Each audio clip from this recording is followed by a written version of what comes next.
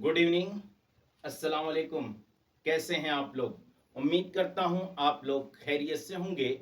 बच्चों, चलिए आज हम लोग पढ़ाई की शुरुआत करते हैं और समझते हैं रासायनिक बलगतकीय के आज दूसरी टॉपिक। हमने पहली टॉपिक में पढ़ा था फास्ट रिएक्शन के बारे में, जिसके विषय में हमने बताया था कि ऐसा रिएक्शन जो बहुत तेज गति के साथ होता है उसको हम फास्ट रिएक्शन कहते हैं। इस रिएक्शन को कंप्लीट होने में, जो फास्ट रिएक्शन होता है, इसमें बहुत कम समय लगता है, बल्कि इस रिएक्शन को कंप्लीट होने में 10 टू दी पावर 14 सेकेंड से लेकर के 10 to the power minus 16 10 to the power minus 14 second से 10 to the power minus 16 second का समय लगता है। जैसे हमने बताया उसमें कि NaOH प्लस HCl का जो उदाहरण हमने दिया, ये बहुत तेजी के साथ रिएक्शन करके जो है सोडियम क्लोराइड बनता है और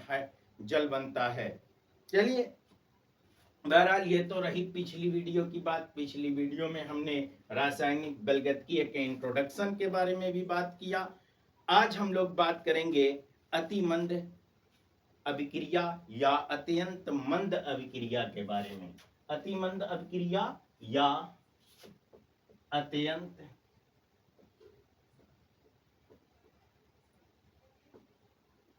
मंद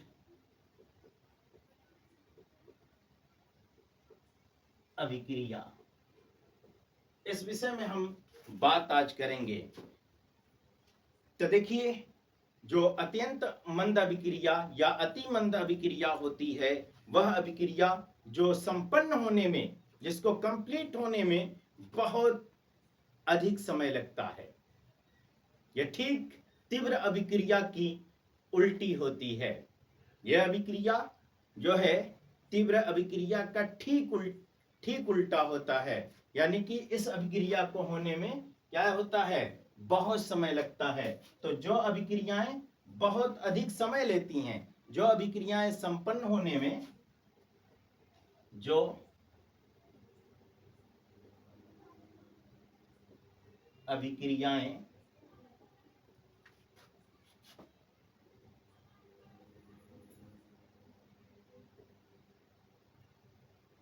संपन्न होने में बहुत अधिक समय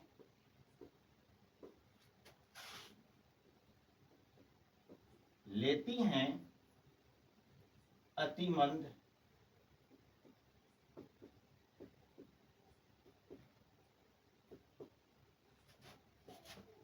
अभिक्रिया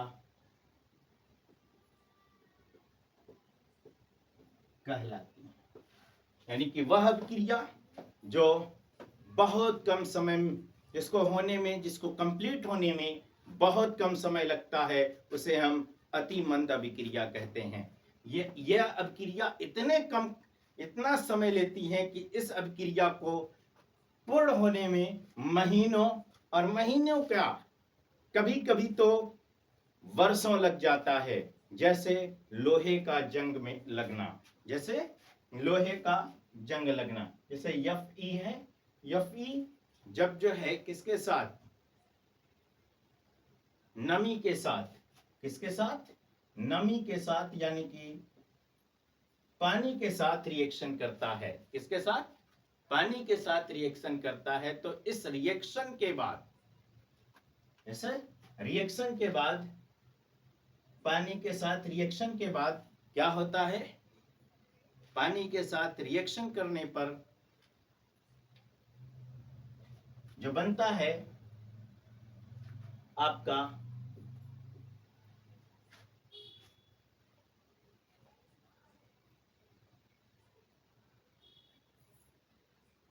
क्या बनेगा, पानी के साथ रिएक्शन के बाद Fe2O3 क्या बनता है, Fe2O3 बनता है प्लस XH2O बनता है। क्या बनता है, XH2O बनता है।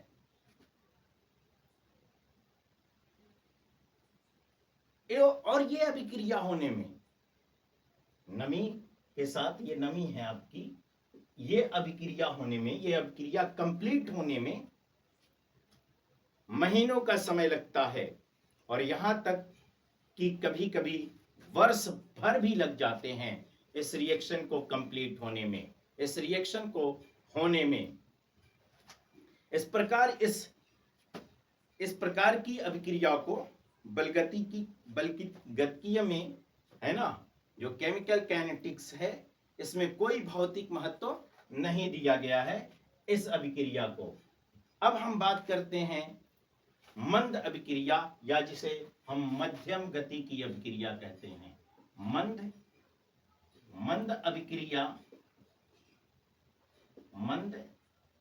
अभिक्रिया या मध्यम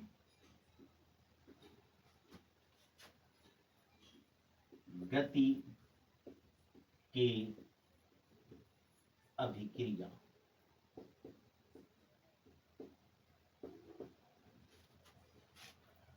मंद अभिक्रिया या मध्यम गति की अभिक्रिया क्या है, इसे समझेंगे दोस्तों।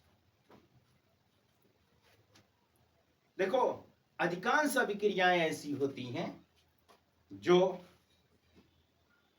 मापनीय गतियों से कमरे के ताप पर संपन्न होती हैं, और जो कमरे के तापमान पर संपन्न होती हैं, वह अभिक्रियाएं जो कमरे के तापमान पर संपन्न होती हैं, उसको हम क्या कहते हैं, मध्यम गति की अभिक्रिया कहते हैं। रासायनिक बलगतिकी में इस श्रेणी की अभिक्रिया का जो है, जो कमरे के तापमान पर साधारणतः जो है, ऐसी अभिक्रिया जो संपन्न होने में क्या होता है, कुछ समय लगता है, मतलब 2 घंटे, 4 घंटे या 8 घंटे, 10 घंटे का समय लगता है। ऐसी अभिक्रिया को हम मध्यम गति की अभिक्रिया कहते हैं। जैसे दूध है, दूध से दही का बनना, ये क्या है, मध्यम गति की अभिक्रिया है। ठीक है।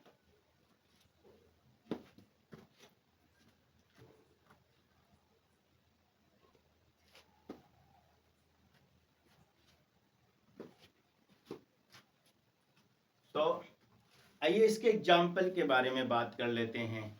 जैसे एस्टर का जल अपघटन। एस्टर का जल अपघटन। एस्टर का जल अपघटन ये क्या है? देखो, एस्टर का जल अपघटन अगर हम कराते हैं, यानी कि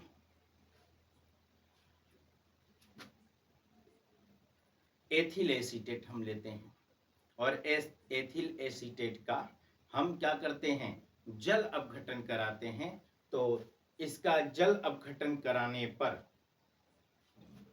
यह अभिक्रिया जो है मंद गति के साथ होती है, और मंद गति के साथ एस्टिक अम्ल और एथिल एल्कोहल का निर्माण होता है। जैसे CH3 COO C2H3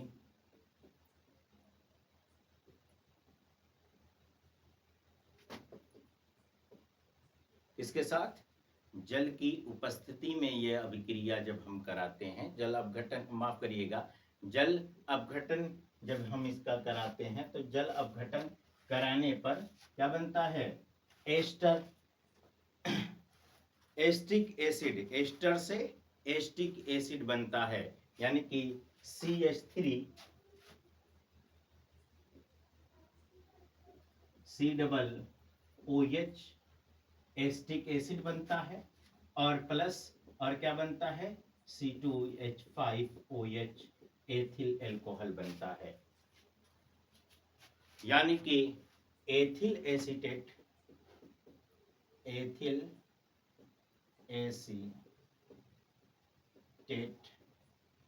का रिएक्शन कराने पर किसके साथ? एथिल एस्टेट का, माफ करिएगा, एथिल एसीटेट का जल अपघटन कराने पर हमें प्राप्त होता है एस्टिक अम्ल। क्या प्राप्त होता है?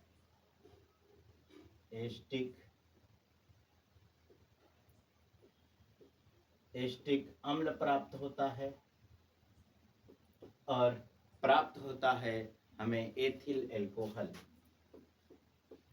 ये कैसा रिएक्शन है? ये मध्यम गति का रिएक्शन है। ये मध्यम गति का रिएक्शन है। ये मध्यम गति का रिएक्शन है। ठीक है। जैसे सुक्रोज का जल अपघटन भी किस प्रकार का रिएक्शन है? सुक्रोज का जल अपघटन भी बिल्कुल वैसा ही रिएक्शन है जैसा कि ये भी मध्यम गति के साथ होता है। इसको भी होने में कुछ समय लगता है। तो आइए इसको भी देख लेते हैं, है ना। इस रिएक्शन को C12H22O11 किसका फार्मूला होता है? सुक्रोज का, शक्कर का, है ना। शक्कर का सूत्र क्या होता है? सुक्रोज का C12H22O11 होता है। और इसका रिएक्शन हम किसके साथ, जब हम इसका अपघटन कराते हैं, किसके साथ? सुक्रोज का जल अपघटन कराने पर, तो जल अपघटन जब हम इसका कराते हैं, तो जल अपघटन कराने के बाद, है ना, तो जल अपघटन जब हम इसका कराते हैं, तो जल अपघटन कराने के बाद क्या प्राप्त होता है? हमें सुक्रोज प्राप्त होता है, और माफ करिएगा, ग्लूकोज प्राप्त होता है और फ्रक्टोज प्राप्त होता है। यानी कि C6H12O6 प्लस C6H12O6 ये चीजें प्राप्त होती हैं। ये है आपका मध्यम गति की अभिक्रिया, है ना। एक और उदाहरण हम समझ लेते हैं इसका। जैसे H2SO4 है, सल्फ्यूरिक एसिड है। इसकी अगर हम इसके साथ जिंक के साथ रिएक्शन कराते हैं, तो जिंक के साथ रिएक्शन करने पर ये ZnSO4 बनाता है, प्लस इसके साथ हाइड्रोजन गैस रिलीज होती है। हाइड्रोजन गैस ये मुक्त करता है। तो ये कुछ उदाहरण, कुछ एग्जाम्पल मध्यम गति या मंद अभिक्रिया के रिएक्शन के थे। तो उम्मीद करता हूं कि आपको यह जो है हमारा वीडियो अच्छा लगा होगा। आपको ये हमारा वीडियो पसंद आया होगा। हमने इस वीडियो में मंद गति और अति मंद गति की अभिक्रियाओं के बारे में बात किया। हम अगली वीडियो में, आने वाली वीडियो में हम बात करेंगे सक्रिय मात्रा के बारे में। हम सक्रिय मात्रा के बारे में पूरी डिटेल के साथ समझेंगे। लेकिन उससे पहले यदि आपने अभी तक हमारा चैनल सब्सक्राइब नहीं किया है, तो एक बार सब्सक्राइब जरूर कीजिए और हाँ, बेल आइकन दबाना न भूलें, ताकि सबसे पहले ये नोटिफिकेशन